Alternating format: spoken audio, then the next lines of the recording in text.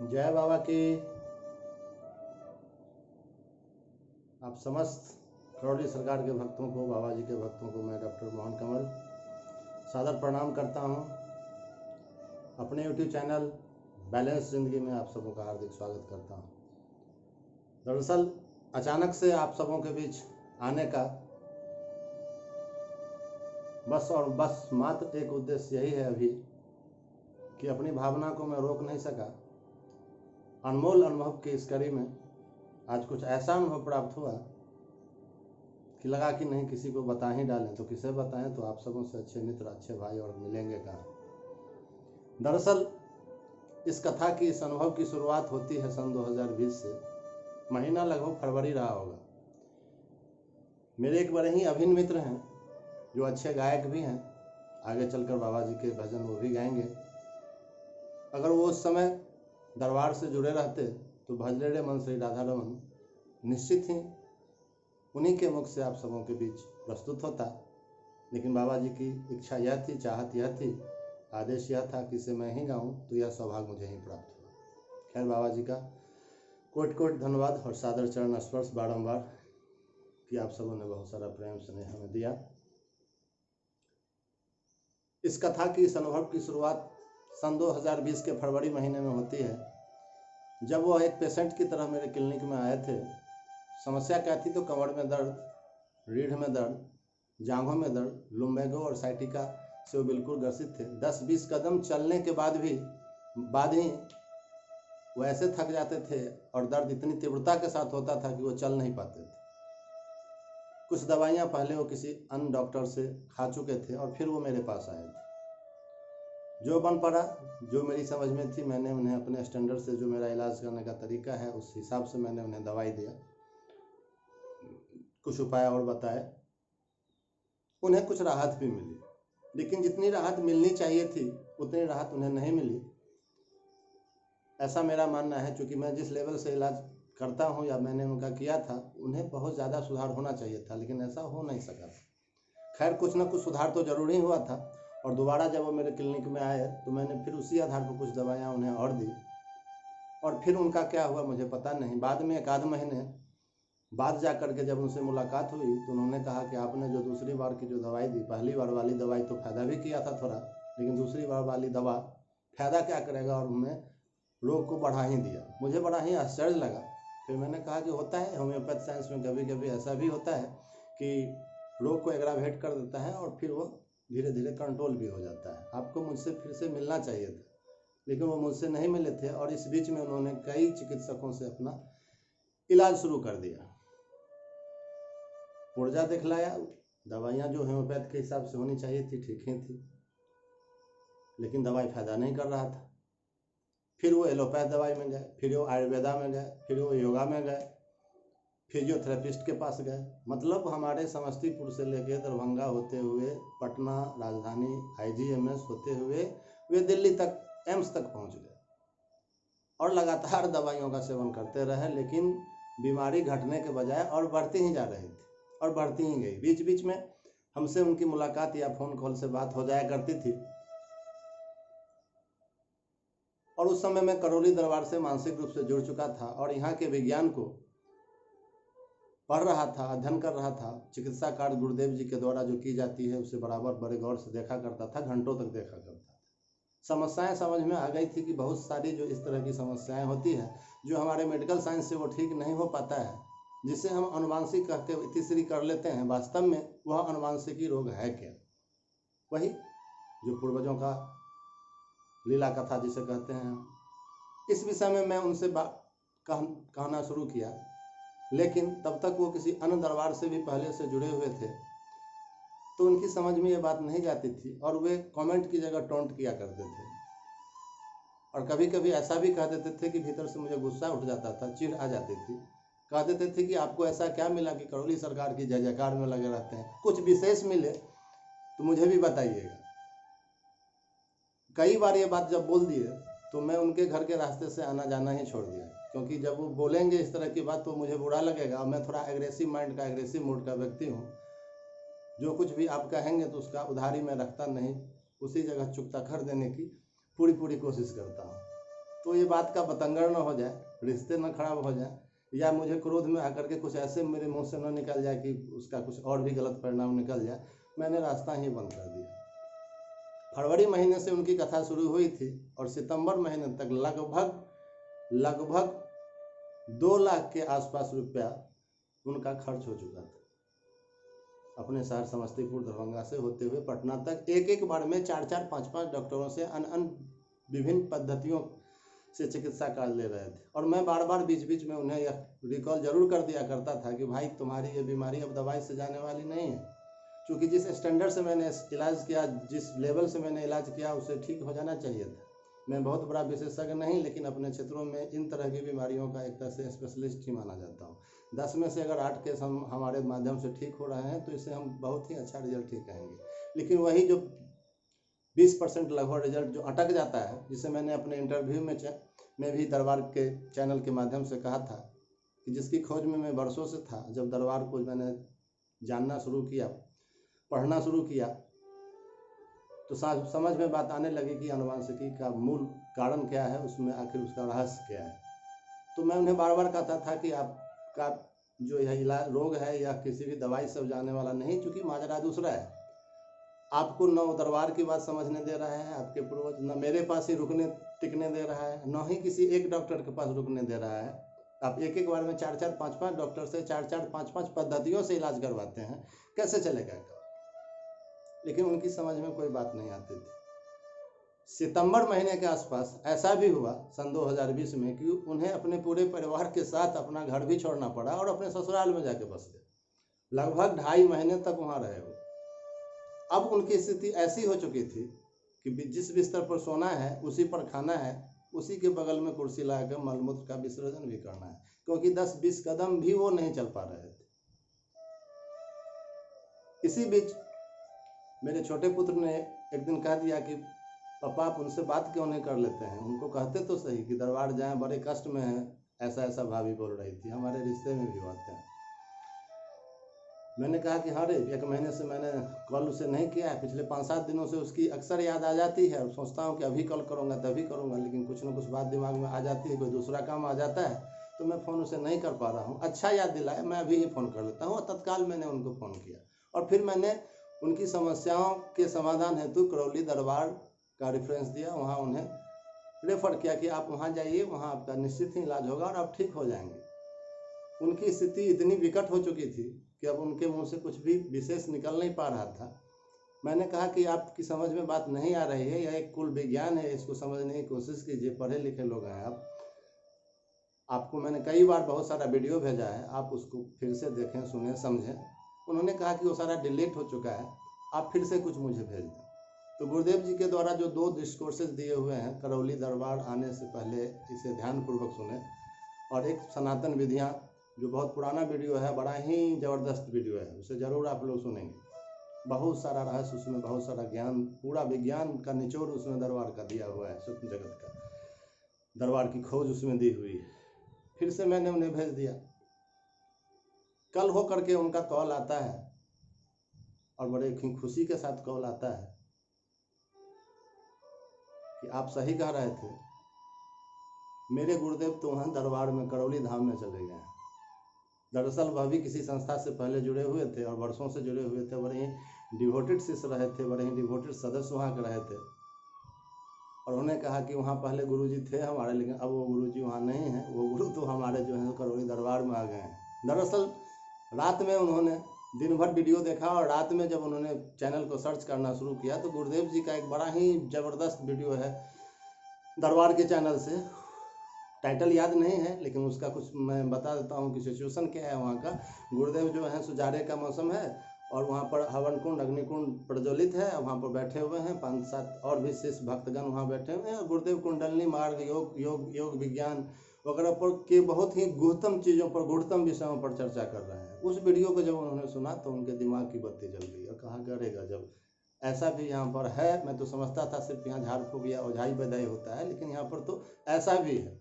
और उन्होंने कहा कि इसका प्रभाव यही हुआ मेरे ऊपर उस वीडियो को देखने के बाद कि भावनात्मक रूप से वो दरबार से जुड़ गए। और यकीन मानिए भाइयों, कल सुबह जब वो बिस्तर छोड़े तो जितनी भी तकलीफ़ें उनके शरीर के अंदर थी, जो उठ नहीं पाते थे, उन्हें 10% राहत मिली और उनका विश्वास मजबूत हुआ। और उन्होंने कहा कि अब हमें दरबार चलना है, कैसे चलना है ये आप बताएं मुझे।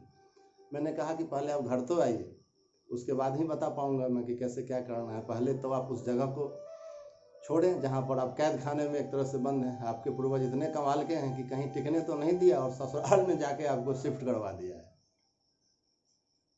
उनके दिमाग में भी वो बातें आई और यथाशीघ्र वो वहाँ से निकल करके अपने घर 2 दिन के अंदर ही आ गए। और फिर उसके बाद धीरे धीरे जब 3 या 4 दिन के बाद मैं उनके घर पर गया, 2-3 दिन तो उनको आने में ही लगा। घर कल होकर जब मैं उनके घर पर गया तो अपने छत पर वो खड़े थे। मैं भी उनको देखकर मुस्कुरा दिया और वो भी मुझे देखकर मुस्कुरा दिए। जो बंदा 10 कदम चल नहीं सकता था वो अपने घर के फर्स्ट फ्लोर पर खड़ा है सीढ़ियाँ चढ़ करके। ये बड़े ही आश्चर्य की बात थी उनके लिए भी, और उस समय हमारे लिए भी कोई आश्चर्य तो नहीं था, लेकिन फिर भी एक आश्चर्य ही था कि देखिए ऐसा भी हो सकता है। ये दोस्तों भाइयों, ये नमन की विधि का कमाल, नमन का कमाल है, श्रद्धा भक्ति से जुड़ने का कमाल है। कि वह व्यक्ति जिसे 7-8 महीने से मैं जिसके पीछे पड़ा हुआ था, उन्हें प्रेरित कर रहा था, लेकिन वो नहीं जा पा रहे थे। लेकिन जब कुछ भी उनके पास शेष नहीं बचा, कोई उपाय नहीं बची और भावनात्मक रूप से वो सिर्फ दरबार से जुड़ गए, तो एक रात में ही यह चमत्कार उनके जीवन में हुआ कि उन जो बिस्तर छोड़ के वो चलने लगे और जिस घर को उन्होंने त्याग दिया था या भगा दिया गया था, ऐसा कह लीजिए, उस घर को वापस आ गए। और फिर हम लोग दिसंबर महीने में जब हम दरबार गए थे तब जा करके उनके लिए मैंने हवन का किट लाया था। लेकिन इस बीच में जब वो सितंबर में ससुराल गए थे और दिसंबर में वापस आए लगभग 2-2.5 महीने पर, इस बीच में लगभग 90% समस्याएं उनके उस रोग की सिर्फ भावनात्मक रूप से जुड़ जाने पर ही खत्म हो गई। हवन तो उन्होंने बाद में किया। फिर हवन की पूरी प्रक्रिया 1 जनवरी से शुरू हुई थी सन 2021 में, नए वर्ष के दिन से। 25 दिसंबर को भजले मन भी वहाँ रिलीज हुआ था, तो मैं वहीं गया था, तो वहाँ से उनके लिए किट बंधन वगैरह सब कुछ लेकर के आया था। 1 जनवरी सन 2021 से उनकी हवन की प्रक्रिया शुरू हुई। फिर उसके बाद हम लोग बाबा जी के जन्मोत्सव कार्यक्रम में, बर्थडे में पूरे परिवार के साथ, उनके पूरे परिवार के साथ वहाँ गए थे। फिर वो आ गए थे वापस, मैं वहीं रुक गया था। ब्लैक मैजिक का कार्यक्रम जो उस समय की व्यवस्था थी उसके अंतर्गत मात्र उन्होंने 2 लोगों का करवाया, जबकि वो पूरे के पूरे परिवार लगभग वहाँ पर उपस्थित थे। लेकिन वो 2 लोग भी जिन्होंने ब्लैक मैजिक पति पत्नी ने करवाया था, तो दरबार की जो उस समय की शक्तियाँ थी उसके हिसाब से वह पूर्ण रूप में सक्षम नहीं था, कारगर नहीं था, पूर्ण शक्तियाँ नहीं खुली हुई थी, तो ब्लैक मैजिक उनका कटा नहीं। फिर बार बार मैं उनसे कहता रहा कि भाई ब्लैक मैजिक आपका कटा नहीं, दरबार का नया अपडेट यह है, आप यथाशीघ्र पूरे परिवार जा करके ब्लैक मैजिक कटवा लें। बीच में आकर के ऑनलाइन चिकित्सा भी, ऑनलाइन ब्लैक मैजिक भी कटना शुरू हुआ, तो भी मैंने उन्हें कई बार रिमाइंड किया, लेकिन मन में एक मानसिक रोग रहता है ना कि दरबार जाएंगे तभी जा करके कल्याण होगा, तभी ठीक हो सकता है, ऑनलाइन में कुछ बात नहीं होती। लेकिन वास्तव में सत्य तो यही है कि संपूर्ण अध्यात्म का जगत, सूक्ष्म जगत ही ऑनलाइन है।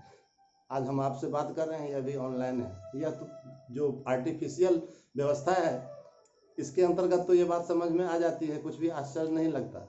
लेकिन कोई व्यक्ति 1000 किलोमीटर दूर बैठ करके भी चिकित्सा कर सकता है, करवा सकता है और उससे लाभ मिल सकता है, परिणाम उसका पॉजिटिव हो सकता है, स्वस्थ हो सकते हैं, इसको समझने में देर लगती है। आप लोग जब भी कभी ऑनलाइन की बात हो तो ये भ्रम मन में ना रखेंगे, नहीं ही है, लेकिन जो जिसके किसी के मन में भ्रम है तो ये जरूर दूर कर ले। वो नहीं गए, धीरे धीरे कमर का दर्द, पाँव का दर्द, ये तो बहुत हद तक ठीक हो गया। 5-10% जो शेष था वो शेष ही बचा रहा। उसके बाद कई तरह की समस्याएं उनको और जम लेना शुरू किया, जैसे कि पेट की समस्या, गैस बनना। आज सुबह की घटना बता रहा हूँ कि आज उन्होंने मुझे कॉल किया, बीच में उन्हें 1-1.5 महीने से पेट का दर्द हो रहा था। कुछ दवाइयाँ मैंने भी दिया, जब वो तमाम दवाइयों से थक हार गए तो मैंने भी कुछ दिया, बहुत ज़्यादा उसका कोई पॉजिटिव रिजल्ट नहीं आया। मैंने कहा कि दवाइयों की ये समस्या है ही नहीं, ये सारा करामात अब जो है वो ब्लैक मैजिक की चिकित्सा से ही दूर होने वाला है। ये तमाम तरह की समस्याएं आप ब्लैक मैजिक के कार्यक्रम में निश्चित भाग लें और जल्दी से भाग लें। लेकिन वो अभी तक ना नुकुर करते रहे। आज सुबह में फ़ोन उन्होंने बड़े ही रुलासे अंदाज से किया कि आप आते नहीं एक बार। तो मैं आज अपनी क्लिनिक ऑफ करके उनके घर होते हुए ही आया हूँ। और जब मैं उनके घर पर गया तो उनका बड़ा बेटा उनके पेट को जो है क्या कर रहा था, दबाया जा रहा था। उनको वोमिटिंग की टेंडेंसी थी, दर्द के मारे बेचैनी थी। और उन्होंने अपना कलाई मुझे दिखलाया, कहा कि देखिए लगता है मुझे बुखार भी है। मैंने नाड़ी छूकर देखा तो मेरे मन में जो मेरा अनुभव था उसके हिसाब से 101 के आसपास टेम्परेचर होना चाहिए। लेकिन मैंने थोड़ा सा कम कहीं बोला कि बाबू 100 के ऊपर का टेम्परेचर आपके बॉडी में लग रहा है। मुझे क्या पता था कि उनके पास थर्मामीटर भी है। उनके बेटे ने झट से थर्मामीटर निकाल कर उनके मुंह में घुसा भी दिया। 101.8 टेम्परेचर था मुंह का। मैंने कहा लगभग वही हुआ 101। मैंने कहा कि 101 से ज़्यादा है, वही रहा आपका। बेचैनी इतनी कि कभी इधर कभी उधर, माने साफ साफ बेचैन थे। पंखा को बंद करवा दिया। घर में जो खाना बन रहा था उनकी गंध भी उनको बेचैन किए जा रही थी। मैंने कहा कि अगला प्रोग्राम क्या है ये तो बताइए। तो उन्होंने कहा कि थोड़ा सा चैन मिल जाए तो फिर हम दरबार जाएंगे, जल्दी से जल्दी जाके जो प्रक्रिया है वहाँ की पूर्ण करेंगे। कैसे क्या होता है थोड़ी सी जानकारी दीजिए। जो भी जानकारी अभी की है अपडेट मैंने उनको दिया। फिर क्या हुआ, इसी बीच मैंने उनसे कहा कि आपने जो गले में रुद्राक्ष पान की और मोती की माला पहने हुए हैं आप, उसे निकाल दीजिए। उन्होंने झट से निकाल के उसे रख दिया। जबकि इस माला को निकालने के लिए मैं पिछले 2 महीने में 2-3 बार उनसे कह दिया, लेकिन उनका अरे ये तो महादेव का होता है। तो भाई महादेव का होता तो है, लेकिन उसमें महादेव हो तब ना महादेव का होता है। गुरुजी अक्सर मैं देखता हूँ चिकित्सा कार्य में किसी की अंगूठी उतरवा देते, किसी की माला उतरवा देते, किसी का बलिया उतरवा देते। कल परसों में देख रहा था एक चिकित्सा कार्य, एक व्यक्ति को कंठ में दर्द था तो सब ठीक था उसका, लेकिन उसके सिर में दर्द। तो बोला कि गुरुजी सिर में दर्द है। तो गुरुजी ने कहा चश्मा उतारिए जरा, जमीन पर रखिए। और जब तक वो झुक के जमीन पर रखा, इसी बीच गुरुदेव ने कहा ओम। और जब तक वो खड़ा हुआ बोले कि अब बताओ कैसा है। तो उन्होंने कहा ठीक है तो जाइए। एनर्जी चश्मे में फंसी हुई थी। ये अभी परसों की चिकित्सा में संभवतः ये बात थी। तो वो बात मुझे याद आ गई कि एनर्जी कहाँ कहाँ फंसा होता है। तो गुरुदेव ऐसा करते रहते हैं, बताते हैं, लोग समझते नहीं इस विज्ञान को। तो आज जब मैंने उनसे कहा कि माला उतारिए, झट से उन्होंने माला उतार दिया। और फिर मैं वहाँ कुछ देर 2-3-4-5 मिनट बैठा रहा। 3-4 मिनट के बाद ही मैंने उनसे पूछा कि भाई अब अगली क्या योजना है, मैं क्या करूँ, मैं क्या घर जाऊँ। उन्होंने कोई जवाब नहीं दिया। वास्तव में इस बीच हुआ क्या कि माला उतार करके उन्होंने रख दिया था और दाहिनी करवट वो लेट गए थे। वास्तव में वह नींद की आगोश में धीरे धीरे जा रहे थे, अर्थात उन्हें चैन मिल चुका था। बोल दे गुरुदेव जी महाराज की जय, सदगुरु भगवान की जय। ये घटना, ये जो कथा हुई, चूँकि इतना उत्साह मुझे दे दिया, भीतर से इतना आनंदित कर दिया और इतना एक्साइटमेंट में ला दिया कि मुझे लगा कि नहीं, मुझे आप लोगों से ये बात करनी चाहिए। दरबार के द्वारा जो कुछ भी चिकित्सा बताई जाती है, जो कुछ भी बताया जा रहा है, उस पर अगर मगर लेकिन किंतु परंतु कुछ भी मत करिए। दरबार जो कह रहा है सारा रिसर्च शोधा हुआ कह रहा है, उसे बस कर डालिए। वह हमारे और आपके कल्याण के लिए ही है। हम पेशेंट हैं, हम रोगी हैं, हम डॉक्टर हैं जैसे। तो पेशेंट को हम क्या दे रहे हैं वो हमें पता है। उस पर क्वेश्चन मार्क जब लगाइएगा तो फिर वहाँ पर आप फंसिएगा। डॉक्टर को पता है कि वह क्या दे रहा है और क्यों दे रहा है। अब इस दवाई में कौन सी कंपनी बनाई है, क्या कंपोजिशन है इसका, कौन कौन सा कितना प्रोडक्ट मिला है, इसकी मैन्युफैक्चरिंग कॉस्ट क्या है, ये कहाँ से प्रोडक्ट चलता है, इससे ट्रांसपोर्टेशन का क्या चार्ज लगता है, लेबर का चार्ज क्या लगता है। इस सब जानने से, इतना विषयांतर होने से क्या मतलब है। आप स्थूल जगत में जो करना है करिए। करौली दरबार से अगर जुड़े हैं, जो दरबार से कहा जा रहा है सारा रिसर्च करके, प्रूफ करके, प्रमाणित बात कही जा रही है, बस उसे कर लेना है। कैसे एक माला उतार देने से 2 मिनट 1 मिनट के अंदर उस व्यक्ति की बेचैनी कम गई और वह नींद की आगोश में चलता चला गया। फिर मैंने गुरुदेव जी जो अक्सर चीनी वाली, पानी वाली, लौंग वाली क्रिया बताते हैं, मैंने कहा गुरुदेव तो ये बताए हुए हैं, क्यों नहीं कर देते हैं। तो फिर उनकी पत्नी ने कहा कि आज करें कि कल सुबह में करें। तो मैंने कहा कि आज का अभी कर लीजिए, बीमारी अभी है तो करना, दवाई सुबह में थोड़े ना होगा। फिर उन्होंने वो किया। उन्होंने क्या किया उसको कुछ पता नहीं, वो बिल्कुल एक तरह से समझ लीजिए कि गहरी निद्रा में धीरे धीरे चलता चला गया। बस आज का जो अनमोल अनुभव जो प्राप्त हुआ, मैंने सोचा कि आप सबों को भी बता दूं। आप सबों का काफ़ी सा वक्त लिया, रात्रि हो रही है, मुझे भी अब भोजन करना है। फिर हम आपके सामने हाजिर होंगे आपकी सेवा में, बाबा जी की सेवा में। तब तक के लिए विदा चाहता हूँ। सदगुरु भगवान की जय, जय बाबा की। हर हर महादेव। माता कामाख्या कीजिए, गुरुदेव जी महाराज कीजिए। हरिओम।